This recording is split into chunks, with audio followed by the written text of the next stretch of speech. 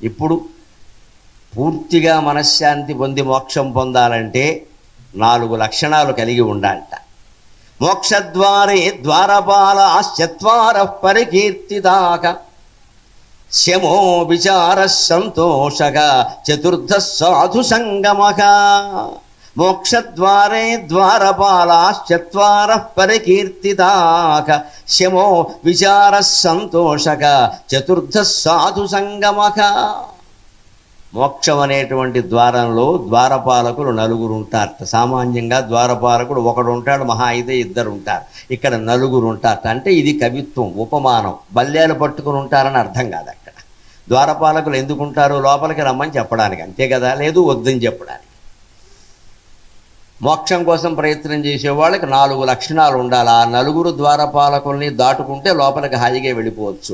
మోక్షద్వారే ద్వారపాలాక చత్వార పరికీర్తితాక. మోక్షం అనే ద్వారంలో ద్వారపాలకులుగా 4 ఉంటారయ్యా అన్నాడు. ఎవరు ఆ 4? శమక విచారక సంతోషక చతుర్థక సాధు సంగమక. 1 శమం, 2 విచారణ, 3వది సంతోషం, 4వది సాధు సంగమ. ఈ 4 ద్వారపాలకులు. అంటే ఈ 4 లక్షణాలు మనం సాధించుకుంటే మోక్షస్థితిలో ఉన్నట్టే లెక్క. మోక్షం అంటే వైకుంఠానికి వెళ్ళడం, కైలాసానికి వెళ్ళడం కాదు. పొరపాటును కూడా నమ్మద్దు మీరు. ఆ లోకాలకి వెళ్ళడం మోక్షం కాదు. మళ్ళీ మనం వెర్రిమాలోకాలం అవుతాం, అనుమానం ఏందా. ఎందుకంటే వైకుంఠంలోకి వెళ్ళినా కూడా గొడవర్వాడే ఇంకోడెవడో అక్కడ కనపడతాడు, మనకంటే ముందే వెళ్ళిపోతాడు. వాడిని చూడగానే వీడు ఇక్కడికి వచ్చేటేటి, వీడు పెద్ద రగడ ఊళ్ళో, వీడికి వైకుంఠం ఎలా వచ్చింది అని అసూయ మనలో ప్రవేశించింది. ఇక నీకు వైకుంఠం ఎందుకు, విజయవాడ బస్ స్టాండ్ అయ్యో. అంచేది వైకుంఠానికి కైలాసానికి వెళితే ముక్తి కాదండి. పొరపాటును కూడా అనుకోవద్దు. అలా పొరపాటును కూడా అనుకోవద్దు. ఒక బస్సు డ్రైవర్లు 2 ఉన్నారట. 2 డ్రైవర్లు ఏదో డ్యూటీలు వేసుకుని తోలుతూ ఉంటారు.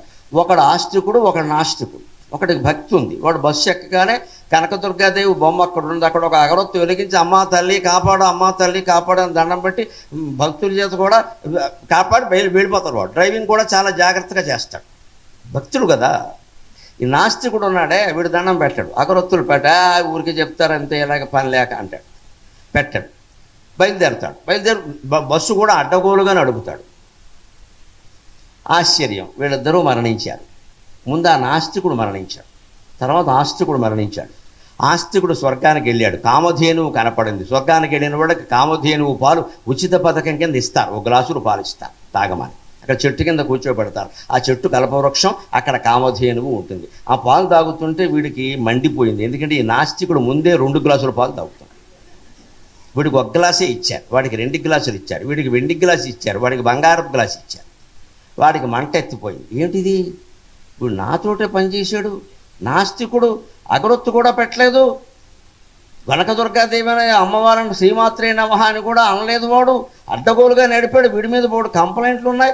వీడిని నాకంటే ముందు స్వర్గం ఇస్తారా, వీడికి 2 గ్లాసులు పాలు ఇస్తారా, బంగారు గ్లాసులు, నాకేమో వెండి గ్లాసు. ఆ వెండి గ్లాసు వీడికి సత్తు గ్లాసు కింద కనపడింది. అసూయ అంటే అలాగే ఉంటుంది అని అక్కడ ద్వారపాలకుడిని అడిగట, ఇదేమిటి ఈ కథ అని.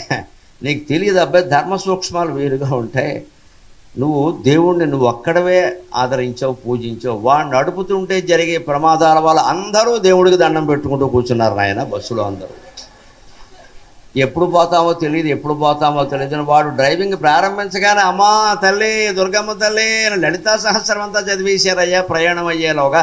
అంతమంది చేత లలితా సహస్రం చదివించిన పుణ్యం కారణంగా వీడికి ముందు ఇచ్చామండి. ఈ రోజు అగరొత్తు పెట్టినవాడు పోయాడు. అక్కడ నువ్వు అగరొత్తు పెట్టావు, చాలా జాగ్రత్తగా నడిపో, హాయిగా నిద్రపోయారు అందరూను.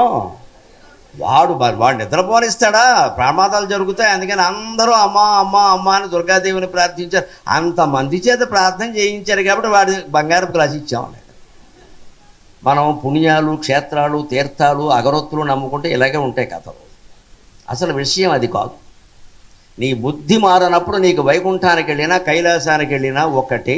ఆ బుద్ధి మార్చుకుందుకు మానవ లోకాన్ని మించిన సాధనం లేదు. అందుకే శమః, ముందు శాంతంగా ఉండాలి. మనం ప్రతిదాన్ని తీవ్రంగా తీసుకుంటారు కొంతమంది. దయచేసి తీసుకోకండి. మీరు తీవ్రంగా తీసుకోవడం వల్ల మీకు రక్తపోటు వస్తుంది, మధుమేహం వస్తుంది, వీలైతే క్యాన్సర్ కూడా వస్తుంది. సమస్య పరిష్కారం కాదు, సమస్య అలాగే ఉంది. అంత తీవ్రంగా ఎందుకు తీసుకోవాలి? అమ్మాయి పెళ్ళి, అబ్బాయి పెళ్ళి, అది వాళ్ళ భవిష్యత్తు అండి, మన భవిష్యత్తు కాదండి. చెప్పే విధంగా చెబుతాం. విన్నారా మంచిది, వినలేదు నీ ఇష్టం నాయన, ఇష్టమైతే పెళ్ళికి వెడతాం, లేకపోతే రావని కూడా చెబుతాం, మనకు నచ్చకపోతే వెళ్ళాం, దానికే ఉంది. అయినా చేసుకుంటారు వాడు, చేసుకొని నీ కష్టాలేవో నువ్వు పడు. మళ్ళీ ఫోన్ చేసి అమ్మ అనకో, కుదరదు ఇక్కడ, నువ్వు చేసుకున్నావు కదా పడు. వీళ్ళు అలా లేదండి తల్లిదండ్రుల పరిస్థితి, వాళ్ళు ఇష్టం లేని పరిస్థితి చేసుకోవడం, వాళ్ళ ఆ ప్రతిపాదన చెప్పి వీడికి ఒక మాట చెప్పింది మొదలు తండ్రి తల్లి ఇద్దరు మంచం పెట్టేశారు, ముఖ్యంగా తల్లి అయితే. వాడు ఎలాగో మాండవు, ఏమైనా సరే నేను చేసుకుంటానని చేసుకున్నాను. పైగా అమెరికా కూడా వెళ్ళిపోయాడు. అక్కడి నుంచి కోడలకి నెల తప్పిన తర్వాత ఫోన్ చేస్తాడు మనకి, అమ్మ నువ్వు లేకపోతే ఎలాగా. తప్పుతారేమిటి, ఏం తప్పుతారమ్మా నువ్వు తప్పించుకుంటే. నేను మొహమాటం లేకుండా చెబుతున్నా, అడ్డంగా అమెరికాలో వెళ్ళి సేవలు చేయకండి అమ్మ, వృద్ధులు ఎవరు ఇక్కడే ఉండి భగవద్ధ్యానం చేసుకోండి, వాళ్ళ తిప్పలు వాళ్ళని పడమని చెప్పండి హాయిగా, మీకు సమయం దొరుకుతుంది హాయిగా. అది మానేస్తారండి. మనం అక్కడికి వెళ్ళి చేసే పని ఏమిటంటే డైపర్లు మార్చడం. అందుకే అమెరికా వాళ్ళు దీన్ని డైపర్ వీసా అంటారు. మనకు అనుకూలంగా ఉండి మన మాట వినేవాళ్ళు, మనం చెప్పినట్టుగా పెళ్లి చేసుకున్న వాళ్ళు, పద్ధతిగా ఉన్నవాళ్ళైతే మనం చేసిన అర్థం ఉంది. అన్నీ మనకి వ్యతిరేకమే, కులం వ్యతిరేకం, మతం వ్యతిరేకం, ఆచారం వ్యతిరేకం. వాళ్ళు ఇష్టం వచ్చిన పెళ్ళిళ్ళు వాళ్ళు చేసుకుంటారు, ఎక్కడో కూర్చుంటారు. నొప్పులు వచ్చేసరికి మాత్రం తల్లి కనపడదు, తల్లి లోకి వెప్పింది ఇక్కడ. పైగా ఈ తల్లి ఆ మనవరాలను 2 ఏళ్ళు పెంచాలి. నువ్వు ఇక్కడ ఉండిపో అమ్మా, మళ్ళీ డాడీ పనికి మళ్ళీ వాడు గొడవలో ఉంటాడు ఇక్కడ, వాడు అక్కడో కూర్చోవాలి ఇక్కడ, కాఫీ పెట్టేవాళ్ళు లేక. ఎందుకు జరుగుతున్నాయండి ఇవన్నీ? మన మమకారాల కారణంగా. నన్ను మరోలా అనుకోవద్దు, నిజం మాట్లాడడం అలవాటు నాకు. అహంకారం ఎంత శత్రువో మమకారం కూడా అంతే శత్రువమ్మా. రెండూ తగ్గించుకోవలసిందే. నేను చెయ్యను, నాకు వీలు కాదమ్మా, పెద్దదాన్ని నువ్వు చేసుకో అంతే. అంతకంటే దైవ ధ్యానంలో భగవద్గీత చదువుకుంటూ ఉంటే మనకి మోక్షం వస్తుంది. కానీ ఈ సేవలు ఎంతకాలం చేస్తామండి? అందరికీ ఉద్యోగాలు కావాలి, డబ్బులు కావాలి, వాళ్ళ పెత్తనాలు ఏవీ మానరు, ముసలాళ్ళు లోకువైపోయారు ఇక్కడ.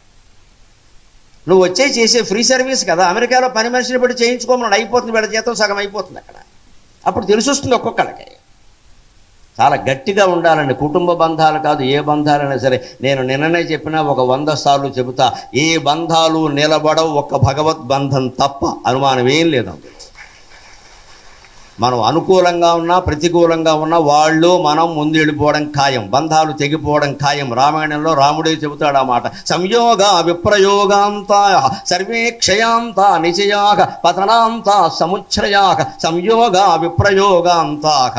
ఎందుకంటే లక్ష్మణ మరణాంతంచ జీవితం అన్నాడు. లక్ష్మణుడితో మాట్లాడుతూ చెబుతాడు రాముడి మాట, నువ్వు ఎంత పెంచుకున్నా అన్నీ తెగిపోతాయి, పెంచుకోవడమే తప్పు అన్నాడు. సర్వే క్షయాంతానిచయాక 1000 కోట్లు 10,000 కోట్లు నువ్వు సంపాదించవచ్చు, అన్నీ నశిస్తాయి. అంటే పోతాయని కాదు, అన్నీ అలాగే ఉంటాయి. నీకు మరమరాలు తింటే కూడా అరగదు, నీ 1000 కోట్లు దేనికి ఇక్కడ? మరమరాలు కొనడానికి కూడా యోగం లేనివాడు ఒకడున్నాడు, పేదవాడు, వాడికి వజ్రాలు తింటే అరుగుతుంది, వాడికి మరమరాలు కొనడానికి డబ్బులు లేవు. ఒక కోటీశ్వరుడు వజ్రాలు కొనుక్కోగలడు, వాడికి మరమరాలు తిన్నా అరగదు. ఎవడిది కర్మ? ఇద్దరిది కర్మే. వాడికి వజ్రాలు తిన్నా అరుగుతాయి, వాడు కొనుక్కునే స్తోమత లేదు, మరమరాలు కూడా. వీడికి వజ్రాలు కొనుక్కోగలడు, ఇంట్లో పెట్టుకుని వజ్రం అండి డైమండ్ కోహినూరు తర్వాత ఇదే అని చెప్పగలడు, వాడికి మరమరాలు అరగవు. దేనికి నీ వజ్రం? నెత్తివి పెట్టుకుంటావా, బట్టతల పేరు పెట్టుకుంటావు, జారిపోయి. మీ ఆవిడకి పెట్టామనుకో పేక్ కోసేస్తాడు ఎవడో వజ్రం కోసం. వజ్రం మాటలా ఉన్నా భారీ పోతుంది. ఆస్తి ఉండి ఉపయోగమే లేదని నువ్వు అనుభవించావా? ఏం అనుభవించలేదు. దేనికి 1000 కోట్లు? అదే రాముడు చెప్పాడు, ఉన్న ఆస్తి అంతా పోతుంది, లేకపోతే ఇవన్నీ ఇలాగే ఉంటాయి, విడిపోతాడు ప్రాణం, ఇంక మొత్తం పోయినట్టే కదా. పతనాంత సముచ్ఛ్రయా. జీవితంలో ఎదుగుతాం, పెద్ద నాయకుడు అవుతాం, ఎమ్మెల్యే అవుతాం, మంత్రి అవుతాం, ముఖ్యమంత్రి అవుతాం, ప్రధానమంత్రి అవుతాం, పెద్ద సెలబ్రిటీ అవుతాం, క్రికెట్లో లేదా ఒలింపిక్స్లో పెద్దవాళ్ళం అవుతాం, చివరికి ఏమవుతాం? పడిపోతాం. ఇవాళ చూడండి, 3వ పథకం కూడా వస్తుందని ఒక ఆవిడ ఆశించింది, 3వ పథకం రాకపోయేసరికి నీరసపడింది, మూల కూర్చుంది. 2 పథకాలే వచ్చాయి. ఇంకొక ఆవిడైతే ఏం ప్రకటన ఇచ్చిందంటే, నా ఆశలు చల్లారిపోయి, నా ఆశల మీద వేణీళ్లు జల్లేశారు ఎవరో, నా ఆట పాడైపోయింది, నా కళలన్నీ అంటే ఒక పథకం రాకపోతే ఇంత పతనం అయిపోవాలా? నాకు అర్థం కావట్లా. పోటీ అన్నాక అవతల వాడిని నెగ్గడ, అస్తమానం మనమే నెగ్గుతామా? యుద్ధాన్ని సైతం క్రీడగా భావించిన జాతి అండి భారత జాతి. ఇవాళ క్రీడలను యుద్ధంగా భావిస్తున్నారు. ఏ స్థాయికి వచ్చేసింది. యుద్ధాన్ని క్రీడగా భావించారు. అర్జునుడు నవ్వుతూ బాణాలు వేశాడు, కర్ణుడు నవ్వుతూ బాణాలు వేశాడు, భీష్ముడు చిరునవ్వు చిందిస్తూ బాణాలు వేశాడు. మీరు వ్యాసభారతం చదువుకోండి. ఏమిటి 36 బాణాలు అర్జునుడు గుండెల్లో గుచ్చుకునేలా వేశాడు, భీష్ముడు నవ్వుతూ బాణాలు వేయడం ఏంటండి, చెదకొట్టేసి. అంతే, దాన్ని వాడు క్రీడగా భావించి. అర్జునుడు కూడా తాత బాగా వేశావు చూసుకో అని 72 వేశాడు. వాడు మనవడా నాకు నచ్చేవరా, అదిరా పౌరుషం అన్నాడు. శిఖండిని ముందు పెట్టుకుని శిఖండి రథం ముందుంది, పొరపాటు పడద్దు. అర్జునుడు పౌరుషహీనుడు కాదు, శిఖండిని ముందు పెట్టుకోలేదు అర్జునుడు, తెలియక మాట్లాడుతున్నారు. శిఖండి రథం ముందుంది, అర్జునుడు రథం వెనకాలుంది, అంటే ముందు పెట్టుకున్నట్టు కాదు. అక్కడ టెక్నాలజీ ఒప్పుకోదు లెక్క. యుద్ధం అన్నాక ఎవడో రథం ముందు ఉంటుంది, ఎవడో రథం వెనకాల ఉంటుంది. శిఖండిని ముందుండి యుద్ధం చేయమన్నారు. ఆ విషయం భీష్ముడే చెప్పాడు. శిఖండికి రక్షకుడుగా అర్జునుడు ఉన్నాడు. యుద్ధ వ్యూహం అది, చేతకాంతనం కాదు, యుద్ధ వ్యూహం అది ఉన్నాడు. అటువంటప్పుడు కూడా అర్జునుడు శిఖండి ఇద్దరు బాణాలు వేస్తుంటే భీష్ముడు ఏమంటాడో తెలుసా? ఒక బాణం తీవ్రంగా గుచ్చుకుంటే అర్జునశ్చైమే బాణాహ నేమే బాణాస్య ఖండినగా కృంతంతి మమ గాత్రాణి మాఘమాసి గవాం యథ మాఘమాసి గవాం యథ అంటాడు విచిత్రంగా. పక్కనుండే సారథి భీష్మ భీష్మ భీష్మ ఇలా పాపం భీష్ముడు తట్టుకోలేక కింద పడిపోతున్నాడు. బాణాలకి పడిపోతుంది. శిఖండి బాణాలకి పడిపోతున్నామేమిటయ్యా? శిఖండి ఎవడయ్యా? నీ ఊరుకోవయ్యా, శిఖండి బాణం కాదయ్యా, గుచ్చుకున్న బాణము శిఖండిదో నా మనవడిదో గుర్తుపట్టలేనంత సుక్షత్రియుణ్ణి కాకుండా పోలేదయ్యా, నేను బలహీనుడు కాదయ్యా, నేను అది క్షత్రియ వంశం, మా రక్తం ఏమిటో మాకు తెలుసు. నా మనవడు వేసిన బాణం ఇది, అర్జునుడు వేసిన బాణం. అర్జునశ్చైమే బాణాః నేమే బాణాస్య ఖండినః కృంతంతి మమ గాత్రాణి మాఘమాసే గవాం యథా అంటాడు. అద్భుతమైన ప్రయోగం చేస్తాడు వ్యాసుడు ఎక్కడ. ఇవి నా శరీరాన్ని చీల్చేస్తున్నాయి. ఎలాగంటే మాఘమాసంలో గోవుల్లాగా అంటాడు. మాఘమాసంలో గోవులు ఏమిటండి? వ్యాసుడి పరిశీలన ఎంత గొప్పది. మాఘమాసం అంటే చలి వదిలిపోతూ ఉంటుంది, ఫిబ్రవరి నెల, వేసవికాలం వస్తూ ఉంటుంది. శివరాత్రిలో శివశివ అని వెళ్ళిపోతుంది, సంకల్లో చలి అంటారు లెక్క. సంక్రాంతికి సంకల్లో చేతులు ఎట్టుకుంటాం, శివరాత్రికి శివశివ అని వెళ్ళిపోతుంది. మాఘమాసం శివరిలో వస్తుంది కదా, శివరాత్రి చతుర్దశి కదా, బహుళ చతుర్దశి. అంటే మాఘమాసంలో ఇంకా చలి ఉంటుంది, కాస్త వణికిస్తూ ఉంటుంది. ఆ మాఘమాసపు చలికి తట్టుకోలేక గోవుల ఒళ్ళు చిటపట్లాడుతూ ఉంటుంది వాటికి. ఆ చలికి తట్టుకోలేని గోవుల ఒళ్ళు ఎలా చిటపట్లాడుతుందో అర్జునుడు బాణాలకి నా ఒళ్ళు ఎలా చిటపట్లాడుతుందో ఒక అర్థం. వ్యాసుడు అలా ఎందుకు రాస్తాడు? ఈ శ్లోకం రాసేసరికి వినాయకుడిని అడిగట్ట, వినాయక అర్థమైందా అన్నట్టు. అర్థమైంది తాతగారు, మాఘమాసే గవాం యథ, మాఘమాసంలో గోవులు కదా. కాదయ్యా, కాస్త చూడు కాస్త చూడన్నాడు. అది వీటిని గ్రంథులు అంటారు. ఇటువంటివి 8800 ఉన్నాయి భారతంలోని విన్నాను. నాకు 10-15 వరకు వరుసగా తెలుసు. 8800 గ్రంథి అంటే చిక్కుముడి శ్లోకాలు. ఇందులో రెండో అర్థం మూడో అర్థం కూడా ఉంటాయి. బాగా ఆలోచిస్తే కానీ తెలియదు. ఇంకో అర్థం ఉంది, వెతకవయ్యా అని వినాయకుడు వెతికాడు. వెతికితే అయ్య బాబోయ్ వ్యాస మహర్షి నీకు నమస్కారం, నువ్వు నన్ను లేఖకుడుగా పెట్టుకోవడం నా అదృష్టం అన్నాడు. ఏమిటంటే మాఘమా సేగవాయధా, మాఘమా సేగవాయధ. మాఘమా అంటే తల్లి పీత, సేగవ అంటే పిల్ల పీత. అర్థం అది. మాఘమాసే గవాయధ అంటే ఒక అర్థం. మాఘమాసే గవాయధ అంటే మాఘమ అంటే తల్లి పీత, సేగవ అంటే పిల్ల పీతలు. అంటే పీత శరీరంలోంచి, పీత కడుపులోంచి పీతలు ఎలా పుడతాయో చూడండి. తల్లి పీత చచ్చిపోతుందమ్మా, బతకదు. గర్భం ధరించింది అంటే పీత పని అయిపోయినట్టే, గర్భం ధరించింది అంటే తేలు పని అయిపోయినట్టే, గర్భం ధరించి గెల వేసింది అంటే అరటి చెట్టు పని అయిపోయినట్టే, గర్భం ధరించి వెదురుగడకి చివర ముత్యాల కొసలా వచ్చింది అంటే వెదురుగడ అయిపోయినట్టే, గర్భంతో విముక్తి. అంచేత పీత గర్భం ధరించిందంటే చచ్చిపోతుంది, ఇంకో దారి లేదు దానికి. యోనిరంధ్రం అనేది లేదు ప్రత్యేకంగా. తల్లి కడుపు చీల్చుకుని పిల్లలు రావు, పైగా కొన్ని 100 వస్తాయి. తల్లి కడుపు చీలిపోతుంది, బెల వచ్చేస్తాయి. అంచేత ఈ బాణాలు నా కడుపులోంచి బయటకు తీస్తే నేను చనిపోవడం ఖాయం అని భీష్ముడు చెబుతున్నాడు అక్కడ. ఇది రెండో అర్థం. ఇది వినాయకుడు తెలుసుకునేసరికి ఒక పావు గంట పట్టింది. వ్యాసుడు ఏం చేశాడంటే ఈలో 10 శ్లోకాలు అల్లేశాడు. ఆయన సహస్రావధానం అంటే ఆయన తర్వాత కథలో 10 శ్లోకాలు అల్లేశాడు. అంత అందంగా వ్యాసభారతం నడుస్తుంది. అటువంటి దాన్ని మనం గ్రంథంగా తెలుసుకుని ఆ యుద్ధాన్ని చేతం చూస్తే నవ్వుతూ వేశాడు బాణాలు, తేలిగ్గా తీసుకున్నారు. యుద్ధాన్నే 72 బాణాలు పడుతుంటే తేలిగ్గా తీసుకుంటే, ఒలింపిక్ గేమ్స్ని పల్లెటూళ్ళలో కబడ్డీ పోటీలని తేలిగ్గా తీసుకోకపోతే ఏం చేయాలండి? దెబ్బలట్లేందుకు? పల్లెటూళ్ళు ఎప్పుడైనా గ్రామీణ పోటీలు జరిగేవి, ఈ మధ్య జరగట్లే. ఎందుకు తెలుసా? కులకక్షలు వచ్చేస్తాయి, లేనిపోను గొడవ. ఇదివరకు మామూలుగా జరిగి, ఇప్పుడు అలా కాదు. మనవడు గెలవాలని గొడవ వచ్చేస్తుంది ఇక్కడ. దాంతో ఇళ్ళు అంటించేసుకుంటారు. క్రీడని క్రీడగా తీసుకోవాలి, జీవితాన్ని కూడా క్రీడగా తీసుకోవాలి. శమః అంటే అర్థం అది శాంతం. ఏం జరిగినా సరే శాంతం, శాంతంగా ఉండు, ప్రశాంతంగా ఉండు. కాస్త నీకు ఇష్టమైన ఫిల్టర్ కాఫీ తాగి అప్పుడు ఆలోచించే విషయం ఆలోచన వస్తుంది. కుటుంబంలో ఏదైనా సమస్య వస్తే భార్యాభర్త ఆలోచించుకోవాలి. తెల్లారకట్ట 4ంటికి లేవాలి, పిల్లలు లేవకుండా. పిల్లలు ఎవరు ఈవేళ ఎర్లీ మార్నింగ్ 9 o'clock వరకు లేవరు కదా, మనం అదృష్టవంతులు. వీళ్ళు 4ంటికే లేవాలి. శుభ్రంగా మొహం గడిగేసుకుని, స్నానం ఎలాగో కుదరదు, మొహం గడిగేసుకుని ఫిల్టర్ కాఫీ దగ్గర పెట్టుకుని బాల్కనీలో ఇద్దరు గాలి వేసే చోట కూర్చోవాలి. ఏంటి అమ్మాయి కొంచెం అదో రకంగా ఉంటుంది ఈ మధ్యన, లేదా అబ్బాయి పరిస్థితి ఎలా ఉంది, ఈ సమస్య ఇద్దరు ఆలోచించుకుంటే కాఫీ అయిపోయేలాగా పరిష్కారం అయిపోతుందమ్మా, దొరుకుతుంది వాతావరణం. ఎందుకంటే ఇద్దరూ పిల్లలకు అంకితమై ఉన్నారు. అక్కడ తేడా ఉండదు. మళ్ళీ నీ పెంపకం నా పెంపకం అని గొడవద్దు. అక్కడ ఎవరు పెంచినా ఏదో అయింది, చెడ్డాడు, ఇప్పుడు దానికి బాధ్యత వహించాలి. కానీ నువ్వు పెంచావు నేను పెంచావంటే ఎలాగిది? ఏదో జరిగిన దానికి ఏం చేయాలి? పరిష్కారం కోసం ఆలోచించాలి, చర్చల కోసం కాదు. ఇక్కడ మీ తమ్ముడు పోలుకు వచ్చిందంటే మీ తమ్ముడు పోలుకు వచ్చింది, పోలికలు ఎవరివైతే విషయం అక్కడ ఉంది కదా. ఈ ఎదవ చర్చ చేయకుండా పరిష్కారం కోసం ప్రయత్నిస్తే ప్రశాంతమైన వాతావరణంలో దొరికేస్తుంది. మనిద్దరం కుటుంబానికి అంకితం ఉన్నాం, పిల్లాడు బాగుపడడం మనకు ముఖ్యం, వాడిని ఏం చేయాలి అని ఆలోచిస్తే దెబ్బలో దొరుకుతుంది. ఇద్దరు ఒక మాట మీద ఉంటే, దంపతులిద్దరూ ఒక మాట మీద ఉంటే దేవేంద్రుడు దిగొస్తాడమ్మా. పిల్లలు పెద్ద సమస్య కాదు. మన కుటుంబాల్లో ఎందుకు ఇబ్బందులు అంటే ముందు భార్యాభర్తలోనే పెద్ద విభేదాలు ఉంటాయి. ఈవిడ ఏదైనా చెప్తే ఆయన ఒప్పుకోడు, ఆయన ఏదైనా చెప్తే ఈవిడ ఒప్పుకోడు. ఇది పట్టుకెళ్ళి పిల్లలకి చెప్పేస్తారు, మీ నాన్న ఎలా అంటున్నారు అంటూ. ఆయన చెప్పకూడదు అలాగా. ఆ పిల్లాడు ఇంకా శత్రువు అయిపోతాడు తండ్రికి. ఇది జాగ్రత్తగా చూసుకుంటే శాంతంగా ఉండి అన్ని పరిష్కారం అవుతే ప్రశాంతంగా ఆలోచించుకో. ఆ తర్వాత శాంతంగా ఉన్నంతలో సరిపోదు. సమస్యల పరిష్కారం కోసం కాదు జీవితం. పుట్టకుండా ఉంటే సమస్యలే లేవు కదా. విచారం అంటే ఏడుస్తూ కూర్చోవడం కాదు, ఆత్మవిచారం చెయ్యాలి. నేనెవరు రమణ మహర్షి చెప్పిన మహామంత్రం ఇది. ఏమండి ఏదైనా మంత్రోపదేశం చేయండి అంటే నేనెవరు అని జపించుకో చాలు, ఇంకేం వద్దా. నేనెవరని చెప్పమేం చేస్తారమ్మో తెలుసుకోవాలి. కానీ రాత్రి పడుకోబోయే ముందు కనీసం 5-10 నిమిషాలైనా మంచం మీద వెళ్ళకేలా పడుకుని నేనెవరని ఆలోచించండి. దీనికి ఆడ మగ కులం మతం ప్రాంతం ఏ భేదము లేదు. పసిపిల్లలు కూడా ఆలోచించవచ్చు చేతనైతే. నేను ఈ శరీరం కాదు, అర్థమవుతుంది వెంటనే. ఎందుకంటే మనం పడుకున్నాం, కళ్ళలో వేరే శరీరం ధరించాం. శరీరం కాదు, అర్థం కాలేదా? తెల్లారకైనా అర్థం కాలేదా? మనం శరీరం కాదు.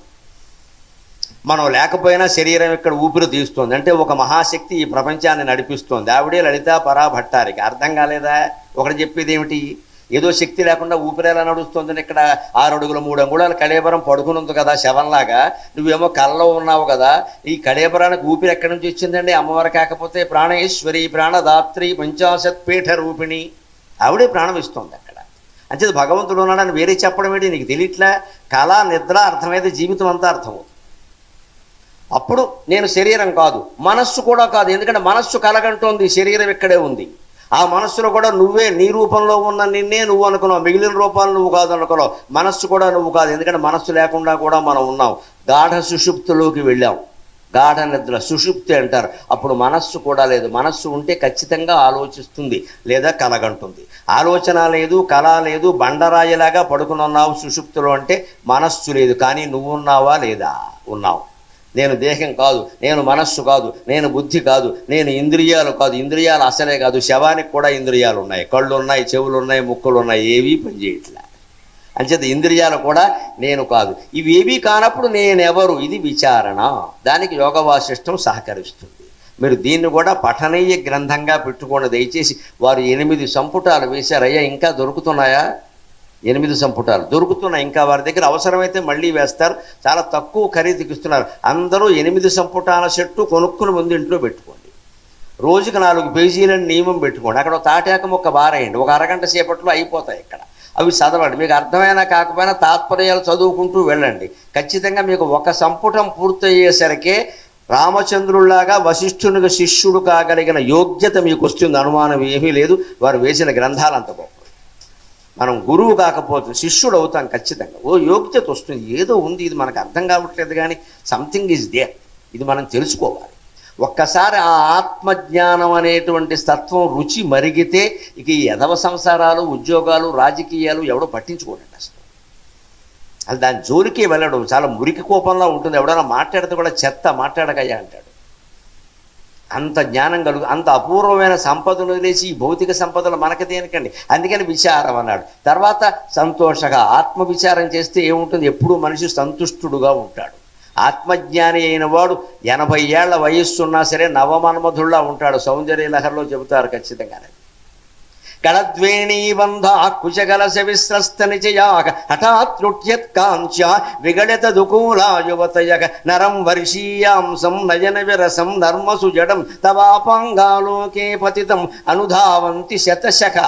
ఆ మానవుడు నీ భక్తుడైతే అంటాడు శంకరాచార్య, అమ్మవారికి భక్తులం మనం కాగలిగితే, దేవీ ఉపాసకులం కాగలిగితే, ఆత్మతత్వ విచారం చేయగలిగితే, మగవాళ్ళైనా ఆడవాళ్ళైనా మన పరిస్థితి, మన వైభవం ఎలా ఉంటుందంటే, నరం వర్షీయాంశం 80 ఏళ్ళు వయస్సున్నవాడైనా సరే, నయన విరసం చూడడానికి అందంగా లేకపోయినా సరే, నర్మసు జడం చమత్కారాలు లేకుండా ఎప్పుడూ తీవ్రంగా మాట్లాడేవాడైనా సరే, కొడతాడేమో అన్నంత గట్టిగా మాట్లాడేవాడైనా సరే, వాడి వెనకాల స్త్రీ పురుష భేదం లేకుండా యావత్ ప్రపంచం పడిపోతుందమ్మా, అనుమానం ఏం లేదు. అక్కడ అది భగవంతుడు దయ, అది అమ్మవారి కృప. తస్య వశ్యా భవంతి స్త్రియ పురుషా, శ్యామలాదండకంలో చెబుతాడు కాళిదాసు. ఏనవాత్వం సనాథాకృతిర్భావ్యసే తస్య వశ్యా భవంతి స్త్రియ పురుషా సోపి లక్ష్మీ సహస్రై పరిక్రీడతే తస్య లీలా సరోవారిధిస్తస్య కేళీవనం నందనం తస్య భద్రాచలం భూతలం తస్య వాగ్దేవతా కింకరి తస్య జాజ్ఞాక్షరి శ్రీ స్వయం అని చెబుతాడు శ్యామలాదండకం. ఎవరు నిన్ను నీ భర్తతో సహా అర్ధనారీశ్వర స్వరూపంగా ఆరాధన చేస్తారో తస్య వశ్యా భవంతి స్త్రియ పురుషాక, వాడి మాట కోసం, వాడి దర్శనం కోసం స్త్రీ పురుషులందరూ ఎదురు చూస్తారు ప్రపంచంలో, అనుమానం ఎలా. వాడికి ఆ యోగం పట్టడం వాడి ప్రతిభ కాదు, అమ్మవారి దయ, అమ్మవారి దయ. ఆ అమ్మవారిని భక్తితో ఆయన సేవించాడు, అంతకంటే లేదు. ఆత్మతత్వ విచారం అంత గొప్పది. అప్పుడు సంతోషం కలిగితే మనం సంతోషంగానే ఉంటాం, దుఃఖం ఏముందండి. ఏ దుర్వార్తైనా కుటుంబం నుంచి తెలవనేయండి, అదొక పరిణామం అంతే. పిల్లకి సంబంధం కుదిరింది అనేది ఎంత గొప్ప పరిణామం, ఎవరికో ప్రమాదం జరిగింది అనేది కూడా అంతే పరిణామం, అదొక పరిణామం అంతే, మంచిది. దానికి ఏం చేసి సంబంధం కుదిరింది, పెళ్లికి ఏర్పాట్లు చేస్తాం. ప్రమాదం జరిగింది, దేనికి ఏర్పాటు చేయాలో దానికి ఏర్పాటు చేస్తాం, ఆసుపత్రిలో తీసుకెళ్తాం. రెండిట్లోనూ కృంగిపోయేది లేదు, పొంగిపోయేది లేదు. ఇది తెలియాలంటే ఆత్మతత్వ విచారం చేసి ఈ దేహమే నేను కాదు అని తెలుసుకుంటే, దేహానికి సంబంధించే కదండి, భార్య అయినా భర్త అయినా కొడుకైనా కూతురైనా వంకాయ అయినా టమోటా అయినా, ఎవడు వీడిక్కడ, దేహం లేకపోతే వీళ్ళెవరండి. అందుకని దేహమే నేను కాదని అర్థమైనప్పుడు ఈ బంధాలు లెక్కేమిటి, ఇంకా ఏదో ఒకటి అవుతుంది పరిణామాల్లో. దాన్ని చేయగలిగిన చేస్తాం, వదిలేకెళ్ళ బాధ్యత వదిలేయకూడదు ఎప్పుడు కూడా. ఆసుపత్రికి తీసుకెళ్ళాలి, కొంప తీసి మృతుడైతే చేయవలసింది చెయ్యాలి. దానికి ఉంటాయి కదా పద్ధతులు. పెళ్లి జరిగింది, ఎలా చేసామో అలాగే చెయ్యాలి. ఏ పరిణామాన్నైనా తేలిగ్గా తీసుకుంటే సంతోషంగా ఉంటాం ఖచ్చితంగా. 5 చెబుతున్నాడు, ఇవన్నీ జరగాలంటే చతుర్థ సాధు సంగమ. ఇక్కడ సాధు పొంగవులు మనకు కూర్చున్నారే, వారి దర్శనం చేసుకుని వారి మాటలు విని వారి ఇచ్చిన గ్రంథాలు చదవాలి, అది సాధు సంగమ అంటే. నాకు ఏర్పేడు వ్యాసాశ్రమం అంటే విశేషమైన గౌరవం. నిన్న నాకు తెలియకుండానే ఓ మాట మాట్లాడా, సన్యాసులు పెళ్ళిళ్ళకి వెళ్ళకూడదు అని. మాకు నియమం అండి, మేము వెళ్ళమని చెప్పారమ్మా. ఆ ఆశ్రమం అంటే అది. వెళ్ళరు, అన్నిటికీ రారు వాళ్ళు, వాళ్ళకు ఒక పద్ధతి ఉంది. మామూలు పీఠాధిపతులు స్వామీజీలు అవన్నీ వేరు, ఇది వేరు, నాకు తెలిసింది. అందుకని వారు అడగగానే నేను కాదని అనలేకపోయాను. నేను మలయాళ స్వామి ఆజ్ఞ అండి, నేను వస్తాను, ఎక్కడ ఏమిటి అనేది మీరు చూసుకోండి, నాకు సంబంధం లేదని చెప్పాను. నాకు ఎప్పటి నుంచో వారు పిలిస్తే యోగ వాసిష్ఠం మీద మాట్లాడాలని ఒక సరదా, ఒక తృష్ణ సరదాగా. ఎందుకంటే అది వారికే తెలుస్తుంది దాని విలువ. దాన్ని కనిపెట్టింది వారు, ప్రచారం చేసింది వారు, వారి దగ్గరే మాట్లాడాలి. తర్వాత ఎన్ని చోట్ల మాట్లాడినా ఇక్కడ ప్రారంభం ఎక్కడ అంటే వ్యాసాశ్రమం పరిపూర్ణానందగిరి స్వామి సన్నిధిలో అని నేను చెప్పుకోవాలి ఖచ్చితంగా. ఆశ్రమం పట్ల నాకు ఆ గౌరవం ఎందుకు అంటే వారి నిరాడంబరత చూడండి. ఎక్కడైనా ఒక ఆభరణం ఉందా, ఒక ఆడంబరం ఉందా, ఏముందంటే ఒట్టి కాషాయం గుడ్డ తప్పితే ఏం లేదు అక్కడ. పప్పు బెల్లాలు తిని బతుకుతున్నారమ్మా, లోపల చూశాను నేను. పప్పు బెల్లాలు అయ్యవారికి చాలు 5 వరహాలు, పిల్లవాళ్ళకు చాలు పప్పు బెల్లాలు అని తింటున్నారు అక్కడ. మొక్కజొన్న గింజలు, బెల్లం పప్పులు ఇవే ఏం లేవు అక్కడ. అది ఏకభక్తం. పైగా పరుపులు లేవు, ఏం లేవు, ఒట్టి మంచం ఒకటే చెక్క ఉంది, చెక్క మీదే పడుకోవడం అక్కడ అంతే. చుట్టూ పుస్తకాలే ఉన్నాయి వారికి. పుస్తకాలే భార్య భర్త అత్తగారు మామగారు అని నేను. చుట్టూ పుస్తకాలే ఉన్నాయి, ఏం లేవు. చూశాను, మీరు చూడండి వెళ్ళి, అక్కడ ఏం లేదు అక్కడ. మరి ఎక్కడైనా వేరే పీఠాలకి నమ శివాయ చెప్పుకుంటే కూడా దండగా, మామూలుగా ఉండదు అది. అబ్బో 5 స్టార్ హోటల్ అది వేరే, అది వేరు, ఇది వేరు. ఇటువంటి వాళ్ళ సాధు సాంగత్యంలో మనం ఉండి వారి ఆజ్ఞను పాటించి ఆ పుస్తకాలు కొనుక్కుని అందరూ చదవాలి. అప్పుడు మోక్ష స్థితిలో మనం ఎప్పుడు